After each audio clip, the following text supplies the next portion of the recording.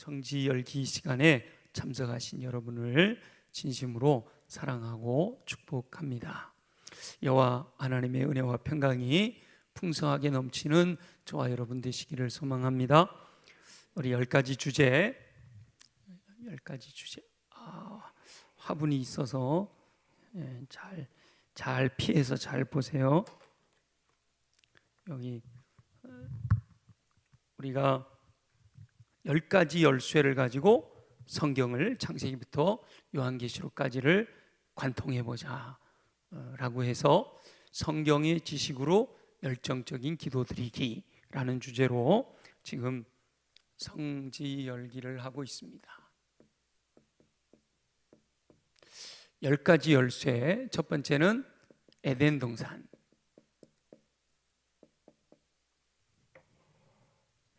첫 번째는 에덴 동산. 두 번째가 뭐죠? 율법. 이제는 뭐 확실하게 다 나옵니다.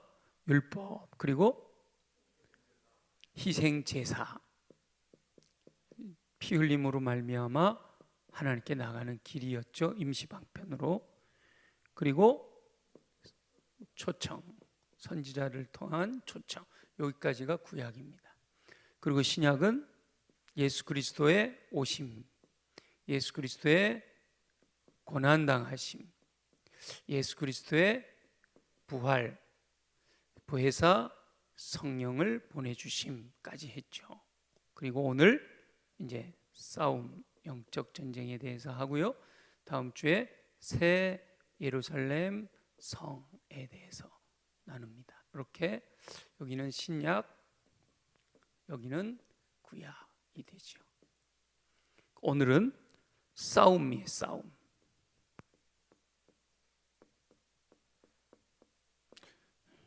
흔들거리네. 딱 벽으로 딱 든든해야 되는데 글씨가 흔들려서. 싸움은요, 하나님의 나라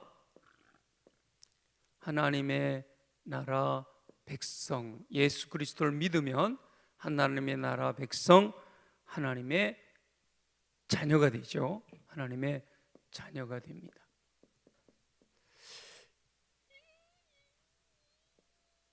이 땅에는 하나님의 나라만 있는 게 아니라 사탄의 나라도 있어요. 이 하나님의 나라와 사탄의 나라는 보이지 않는 세계죠. 보이지 않는 영적인 세계입니다. 우리가 살아가는 삶에 이 3차원, 시간과 공간의 제약을 받는 3차원의 세계가, 보이는 세계가 있는가 하면 보이지 않는 영적인 세계가 있어요. 그래서 예수 그리스도를 믿으면 하나님의 나라의 백성이 되는 거고요. 예수 믿지 않는 사람들은 사단의 나라 백성이 되는데, 이 보이지 않는 영적인 세계에서 이 하나님의 나라와 사단의 나라 사이에 영적인 전쟁이 일어난다. 싸움이 일어나고 있다. 싸움이. 왜냐하면 하나님 나라의 가치관과 사단의 나라 가치관이 서로 다르기 때문에 이 가치관에 충돌이 일어나는 거예요. 그래서 계속해서 싸움이 일어나는 거죠. 그런데 이 하나님 나라 백성들에게는 성령님이 계셔요. 성령님이 계셔서 보호하시고 인도해 주시죠. 성령님이 하나님의 나라 백성들을 보호하시고 인도해 주셔요. 그래서 성령을 달라고 기도해야 되는 거예요. 성령 충만하게 해주십시오. 내 힘으로 할 수 없습니다. 이 영적인 전쟁을 내 힘으로 감당할 수 없으니까 성령으로 충만하게 해주셔서 능력 주셔서 감당하게 되기를 소원합니다 하고 계속해서 기도해야 되는 거예요. 사단의 나라, 이 영적인 전쟁에서 사단은요, 우리를 우는 사자와 같이 핍박해요. 우는 사자와 같이 두루다니며 삼킬 자를 찾는다. 그래요. 그리고 여기는 핍박으로 나타나고요. 광명의 천사로 가장해서 미혹해요. 광명의 천사로 가장해서 택한 자라도 미혹하려고.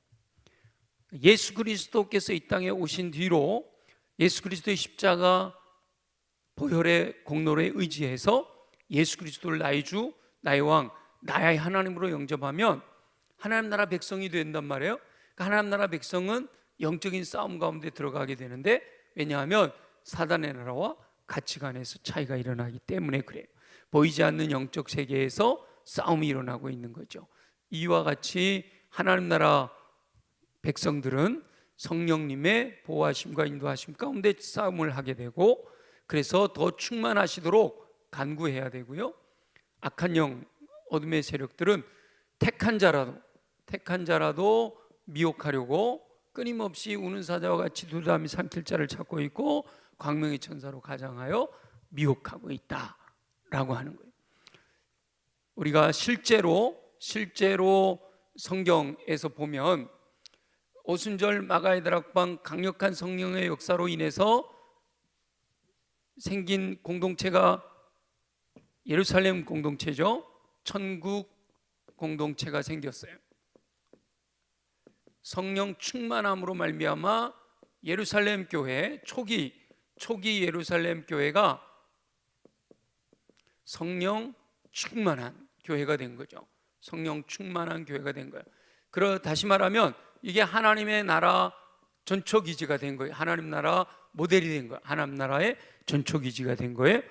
그래서 예루살렘 교회는 성령이 임하신 거죠. 다시 말하면 생기가 불어와서 살아있는 유기적 공동체가 된 거예요. 죽은 공동체, 시체가 아니라 살아있는 공동체가 되었단 말이죠. 그래서 하루에 3,000명이 회개하는 놀라운 역사가 일어나는 거예요. 베드로가 설교하였더니 형제여 우리가 어찌할꼬, 회개하고 세례받아 죄사함을 받아 성령을 선물로 받아서 살아가야 될 것을 말씀하시잖아요. 하나님을 찬송하고 백성들에게는 칭찬 듣는 공동체가 되었단 말이에요. 날마다 구원 얻는 백성들이 구원의 역사가 날마다 일어나더라. 날마다 이런 놀라운 천국 공동체가 성령으로 충만한 생기가 불어와 하나님께서 예수 그리스도를 승천시키시고 보혜사 성령님을 보내주셔서 요엘 선지자가 예언했던 대로 물붓듯이 남종과 여종 모든 사람에게 성령을 물붓듯이 부어주심으로 인해서 이런 놀라운 역사가 일어나는 이 천국 공동체를 사단이 좋아할까요? 싫어할까요? 당연히 사단이 싫어하죠. 그래서 이 천국 공동체를 와해시키기 위해서 사단의 핍박이 우는 사자와 같이 삼킬 자를 찾는 이 핍박이 진행이 되기 시작하는 거예요. 그래서 예수님의 제자들이 12제자들이 있었는데 사람들이 막 하루에 3,000명, 하루에 5,000명 이렇게 막 예루살렘 공동체가 막 늘어나고 사도들의 발 앞에다가 제산을 갖다 놓고 유무상통 그렇게 하다 보니까 이 사도들이 미처 가난한 사람들을 돌보는데 구멍이 나는 거예요. 그래서 과부들, 가난한 사람들을 돕는 구제의 일을 위해서 뽑은 일꾼들, 그 중에 스데반이라는 분이 있었는데 스데반이 복음을 전하다가 스데반이 전도하다가 순교를 당하잖아요. 이 사단이 핍박을 하기 시작하는 거예요. 그 스데반이 순교하면서 믿는 자들을 핍박하기 시작해요. 핍박하는데 어떻게 핍박하는가 하면 감옥에 잡아다가 가두는 거죠. 감옥에 잡아다가 가두는 거예요. 그럴 때 이 스데반이 순교할 때에 사울이라고 하는 분이 스데반을 전도할 때 증인으로, 그러니까 적극 가담자가 되었다 이 말이에요. 적극 가담자로서 사울이 드러납니다. 이때. 근데 놀라운 거는 이렇게 스데반의 순교로 말미암아 핍박이 강화되니까 제자들이요 전부 흩어집니다. 제자들이 흩어져요. 제자들이 흩어졌는데 흩어진 곳에서 복음을 전하는 거예요. 흩어진 곳에서 복음을 전하니까 오히려 하나님의 나라는 확장이 되더라 이거예요. 하나님 나라는 확장이 되더라. 그래서 이 스데반의 순교로 말미암아 핍박이 강해지니까 흩어진 제자들이 사마리아까지, 빌립 집사님은 사마리아까지 가서 복음을 전하고요, 또 많은 사람들이 자기 고향이나 여기저기 흩어져 가지고 복음을 전해요.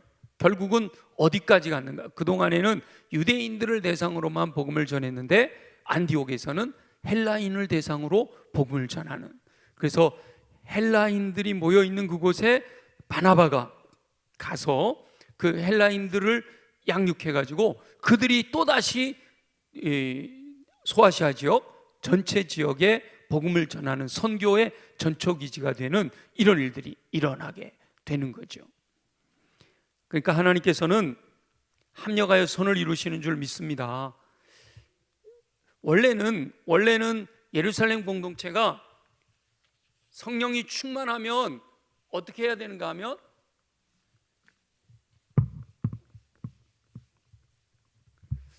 이래서 헤드셋을 하면 이걸 잡고도 그냥 말을 할 수가 있는데 이 핸드 마이크를 하니까 이렇게 자유롭지를 못하네요. 자, 내려올 때 깜빡하고 내려와서 오직 성령이 너에게 임하시면 뭐라 그랬죠? 권능을 받고 예루살렘과 온 유대와 사마리아와 땅끝까지 이르러 내 증인이 되리라. 온 천하에 다니며 만민에게 복음을 전파해라. 너는 가서 모든 민족을 제자로 삼아. 이렇게 온 천하에 다녀서 땅끝까지 이르러 복음을 전해야 되는데 성령 충만한 사람들이 천국 공동체를 누리다 보니까 예루살렘에만 모여 있는 거예요. 거기서 그냥 너무 행복한 거예요. 함께 모여 찬양하고 기도하고 서로 교제하고, 이거 너무 행복한 거예요. 우리 하나님의 뜻은 뭐였죠? 땅끝까지 이르러 복음 전해야 되는데, 그러니까 하나님께서 이 사단이 핍박하는 것, 그것을 계기로 흩으시는 거죠. 흩어놓으시는 거예요. 그래서 사도들이, 제자들이 여기저기 흩어져서 그곳에서 복음을 전함으로 말미암아 하나님 나라가 확장되어져 가는 거죠. 원래는 핍박 없이 스스로 적극적으로 복음 전하러 나갔어야 되는데 그렇게 하지 않음으로 인해 핍박이 생겼는데, 그로 인해서 또 사도 바울이라고 하는 인물이 등장하게 됩니다. 사도 바울이라는 분이 등장하게 되는데, 사도 바울은 원래는 바리새인이에요. 바리새인 중에 바리새인이다 그러잖아요. 율법에 아주 열심히 있어요. 율법에 열심히 있는 사람이었어요. 그래서 예수 믿는 사람을 핍박하는 거예요. 핍박. 아까 누가 죽는데 증인됐다 그랬죠? 스데반 순교. 스데반이 순교하는 곳에 증인으로 설 정도로 아주 적극적인 핍박자였던 거죠. 어느 정도로 핍박을 했냐면 예루살렘에 있던 제자들이 다 도망가고 나니까 다메섹까지 이르러서 믿는 사람들을 잡아오려고 대제사장의 공문을 가지고 다메섹까지 달려갔어요. 그런데 놀라운 것은 이 다메섹으로 가는 길에서, 이렇게 이제 여러분들이 도상이라는 표현을 많이 쓰잖아요.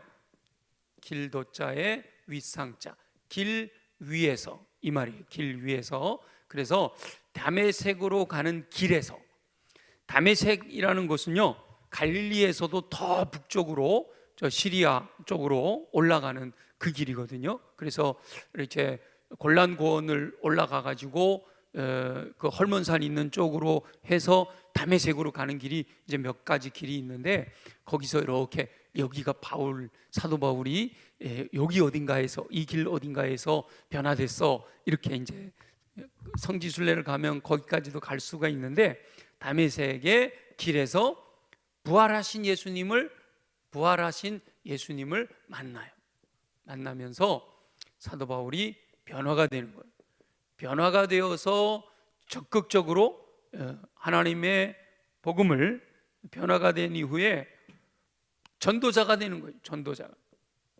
사도 바울이 변화돼서 전도자가 돼요. 그리고 성령 충만하여 놀라운 역사를 이루는 거예요. 놀라운 역사를 행하는 거예요. 성령 충만해서 놀라운 일을 이루는 거죠. 그래서 사실은 사도행전은 성령행전이라고도 부르지만 주인공은 누구예요? 성령님이 주인공이시지만 누구와 함께죠? 사도 바울. 그래서 사도행전의 초점은 사도 바울을 뒤따라가면서 성령님께서 어떻게 일하시는가를 나타내 보여주는 거예요.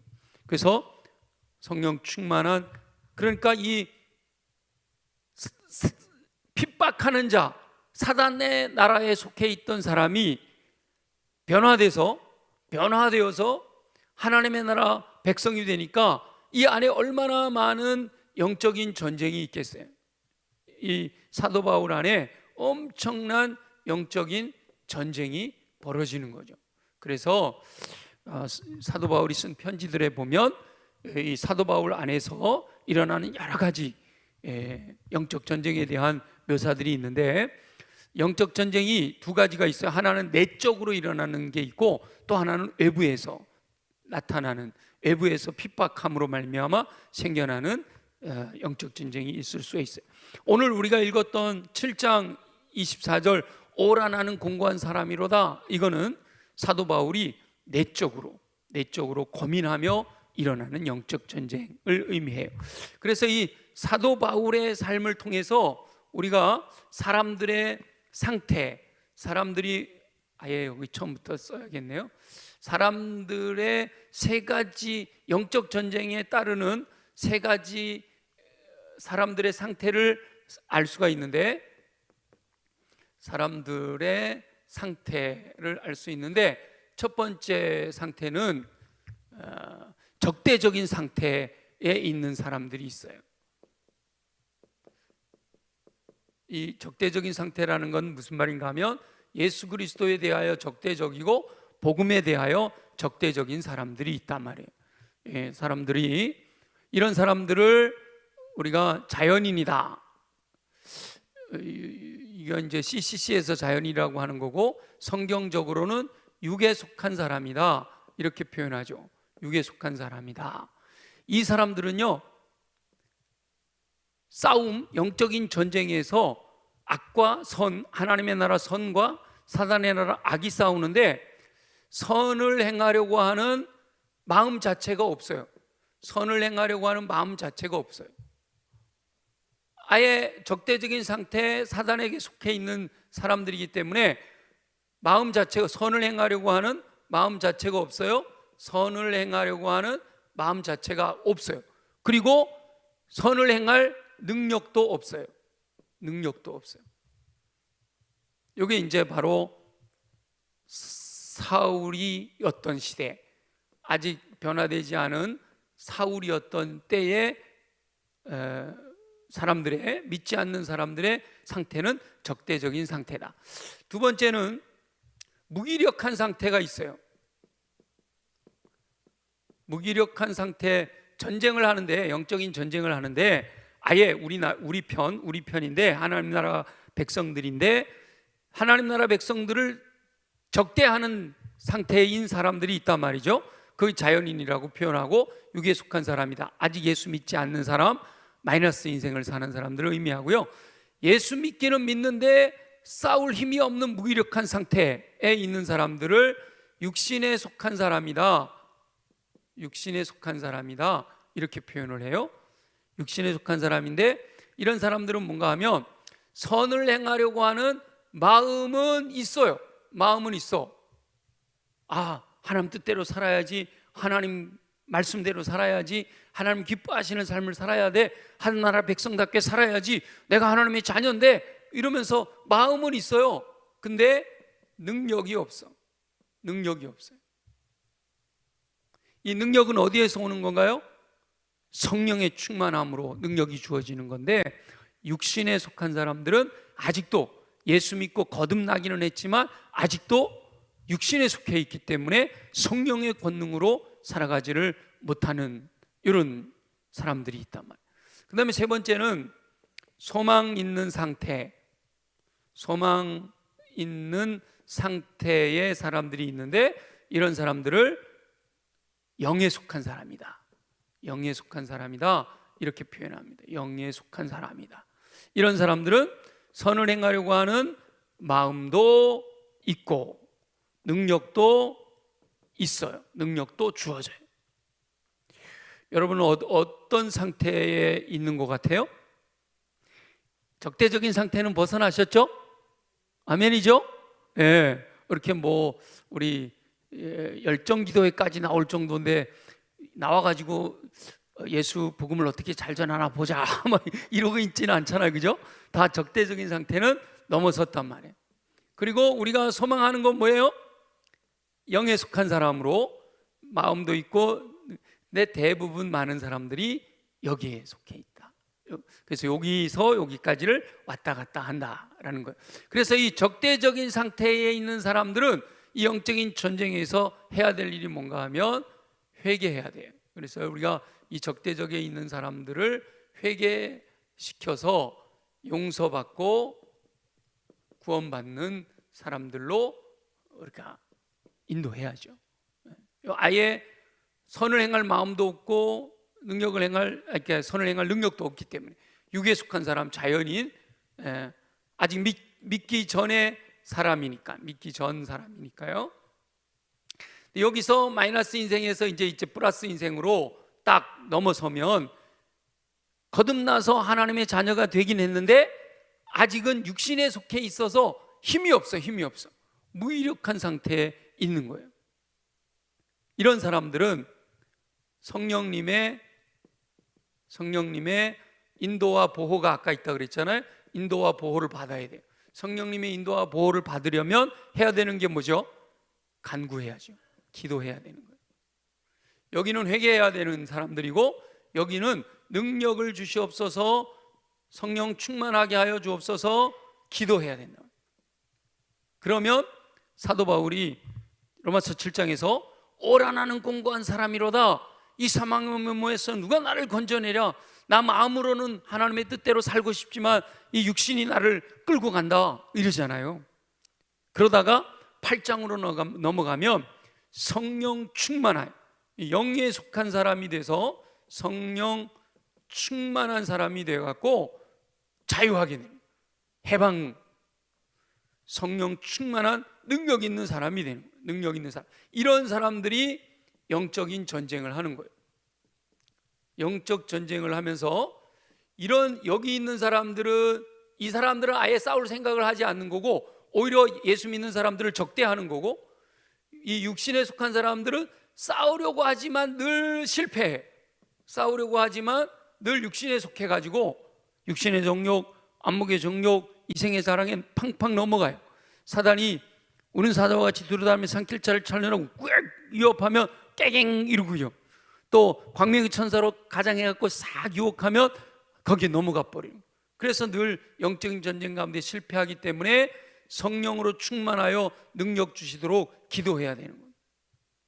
근데 이제 영에 속한 사람들은 주의 뜻대로 살고자 하는 마음도 있고 성령이 충만하니까 능력도 주어졌어요. 이런 사람들이 영적 전쟁을 하여 승리하게 되는, 영적 전쟁에서 승리하게 되는 거죠. 이 적대적 상태에 있는 사람들은요, 결국은 멸망당할 수밖에 없는 존재들이고, 이 무기력하지만 이렇게 예수 그리스도를 믿고 거듭난 사람, 중생한 사람들은 죄의 형벌로부터는 자유하게 돼요. 그러나 여전히 영적인 전쟁, 죄의 세력에 펑펑 쓰러진단 말이에요. 근데 이 영에 속한 사람들은 이제 죄의 세력과의 싸움에서 승리하게 되는, 죄의 세력과의 싸움에서 승리하게 되는 요 두 단계, 무기력한 상태에서 소망 있는 상태로 육신에 속한 사람에서 영에 속한 사람으로 성장해 가는 과정을 성화 성화라고 하잖아요. 성화의 과정이다 이렇게 표현해요. 그리고 궁극적으로 이렇게 영적 전쟁 가운데서 죄의 세력과 싸워 승리하다가 궁극적으로 최종 승리를 얻게 되는 때가 새하늘과 새 땅이죠. 새하늘과 새 땅, 하나님의 나라, 진정한 천국에 가게 되면 최종적으로 승리하게 돼서 결국은 죄의 존재 자체가 없는 상태로 영화로운 삶을 살아가게 되는 겁니다. 영화로운 삶을 살아가게 되는 거예요. 그것을 이제 최종 승리다 이렇게 이야기하는 거예요. 자, 그렇다면 영적 전쟁과 우리 승리와는 어떤 관계가 있을까? 어떻게 하면 영적 전쟁 가운데서 악한 영의 세력들을 이기고 승리할 수 있고, 또 승리의 하나님께서 우리에게 약속했던 승리의 약속은 뭘까? 그걸 한번 우리 살펴보겠습니다. 전쟁에서 승리하게 되는 것에 대해서, 자, 최종적으로 승리는 언제라고 그랬죠? 새하늘과 새 땅. 내일 다음 주에 묵상하게 될 새 예루살렘 성, 새하늘과 새 땅에서 최종적으로 승리하게 되는 거예요. 천국. 요거를 최종적인 승리를 V-Day다 이렇게 표현을 해요. 완전히 승리하게 됐다 이렇게 표현을 해요. 근데 이미 승리는 시작이 되었다. 어디에서 이미 승리하기 시작했을까요? 십자가에서. 예수 그리스도를 통한 십자가. 바로 오늘 성금요일, 그죠? 예수 그리스도의 십자가, 골고다 언덕에서 승리가 시작된 것이 바로 십자가예요. 십자가에서 죄의 삭시 다 치러졌잖아요. 사망의 권세가 깨트려졌잖아요. 그 십자가에서 예수 그리스도 안에서 승리가 시작이 됐어요. 요거를 D-Day다 이렇게 얘기를 하는 거예요.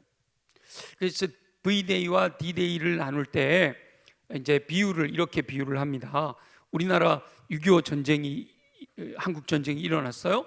북한에서 막 쳐들어오고 막 서로 싸우다가 소강 상태가 되다가 중국군이 또 내려와가지고 그러다가 이제 거의 낙동강이 마지막 여기까지만 남겨놓고 굉장한 결단을 내렸죠. 뭘 했어요? 인천으로 상륙작전을 감행을 하잖아요. 연합군이 인천 상륙작전을 하면서 이미 승기를 잡게 되죠. 그죠? 이미 승기를 잡게 되는 거, 이미 승기를 잡았다. 그게 D-Day. 이미 승리하기 시작했다. 그리고 최종적으로 아직도 우리나라는 전쟁 중이지만 서울을 수복하여 뭐해요? 서울을 수복해서 태극기를 꽂았다. 중앙청에다가 태극기를 꽂았다. 이게 뭐예요? 그게 진짜 승리가 되는 거죠. V-Day가 되는 거죠. 그래서 D-Day는 상륙작전이다. 요거는 깃발을 꽂는 거다. 그럼 우리가 최종적으로 깃발 꽂는 때는 언제다? 심판 이후 예수 그리스도의 재림으로 영원한 천국을 누리게 되는 그때에 우리가 V-Day를 하면.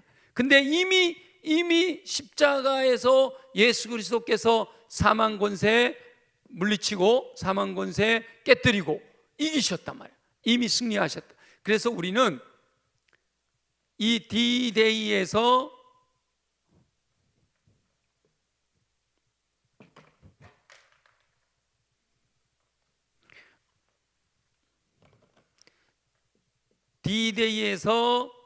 V-Day로 가고 있는 이 시기를 살아가고 있는 거예요. 그러니까 인천 상륙 작전을 감행했어요. 이미 이제부터 승리가 시작됐어요. 그랬다고 해서 그 남쪽에 있던 공산군이 하루아침에 싹 증발하는 거 아니잖아. 그죠? 여전히 남아 있어서 국지적인 전투가 벌어지는 거예요. 마찬가지로 예수 그리스도께서 이미 십자가에서 사망 권세 이기셨지만 최종적인 승리, 죄의 존재 자체가 사라지는 천국에 이르기 전까지는 여기에서 영적 전쟁이 벌어지고 있는 거다. 영적 전쟁이. 그래서 우리가 아직은 여기를 살아가고 있는 거예요. 이미 승리하신 성금요일 십자가와 예수 그리스도 재림, 다시 오셔서 완전한 승리를 선포하실 그 사이의 시대를 살아가고 있기 때문에 여전히 우리는 하나님의 나라와 사단의 나라 사이에서 전쟁을, 영적 전쟁, 싸움을 하고 있는 거죠. 근데 저와 여러분은 하나님의 나라에 속해 있기 때문에 이미 승리한 전쟁을 하고 있는 거죠. 자, 이미 인천 상륙작전을 해가지고 이 우리나라 중간을 탁 우리나라가 점령을 했어요. 그럼 요 남쪽에 아직 남아있는 공산당들과 여전히 국군이 싸우기는 싸우지만 이 안에서의 싸움은 이미 뭐예요? 북한은, 공산당은 진싸움을 하는 거예요. 진싸움을. 우리나라는 이긴 싸움을 마무리를 해가는 거죠. 그죠?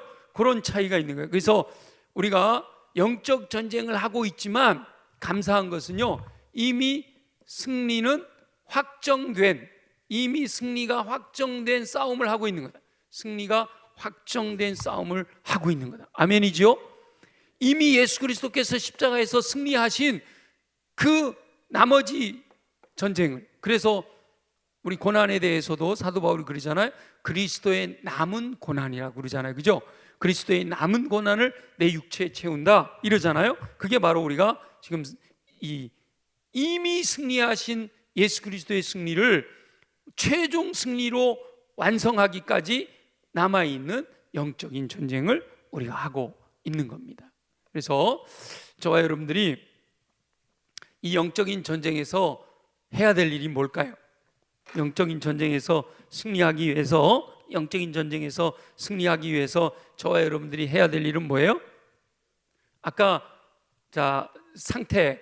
사람의 상태, 세 가지 상태 중에 우리는 어떤 상태가 돼야 되는 거예요?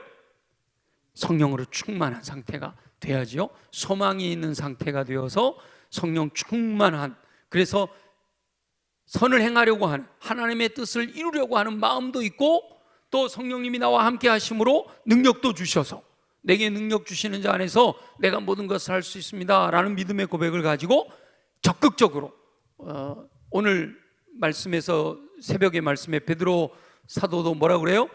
깨어라, 근신하라, 우는 사자와 같이 들어다니게 삼킬 자를 찾는 사탄을 뭐해라? 대적해라. 야고보 사도도 뭐라 그런다고요? 너희는 마귀를 대적해라. 그러면 하나님이 도우실 거다. 악한 영이 도망가게 될 거다. 우리가 무기력해가지고 싸우려고 하는 마음은 있는데 능력이 없어 못 싸우니까 맨날 진단 말이에요. 그런데 구하고 찾고 두드려서 성령으로 충만해가지고, 이 성령 충만하여 내 능력이 아니라 성령의 능력을 가지고 영적인 전쟁 가운데서 적극적으로 악한 영의 세력들과 영적인 전쟁을 싸우기 시작하면 하나님께서 이미 승리하신 승리를 저와 여러분들이 승리를 맛볼 수 있도록, 경험할 수 있도록 도와주실 줄로 믿습니다. 그 믿음을 가지고 우리가 살아야 된다. 그래서 여기 예수 그리스도께서 사람의 몸을 입고 오셨고 십자가에서 승리하셨고 부활하셔서 성령님을 보내주셨단 말이에요. 그래서 영적인 전쟁이 가능하게 되는 거죠. 우리 힘으로는 싸울 수 없지만 성령의 권능으로 싸우게 되는 오늘 이 영적인 전쟁 싸움에 대해서 우리가 함께 배웠는데요, 저와 여러분 모두가 성령 충만을 구하여 하나님께서 물붓듯이 부어주시는 오순절 강력한 성령의 은혜를 통해서 우리를 새롭게 하시고 힘주시고 강하게 하셔서 영적 전쟁 가운데서 승리하게 하시는 놀라운 은총을 누리는 저와 여러분 되시기를 예수 그리스도의 이름으로 축원합니다.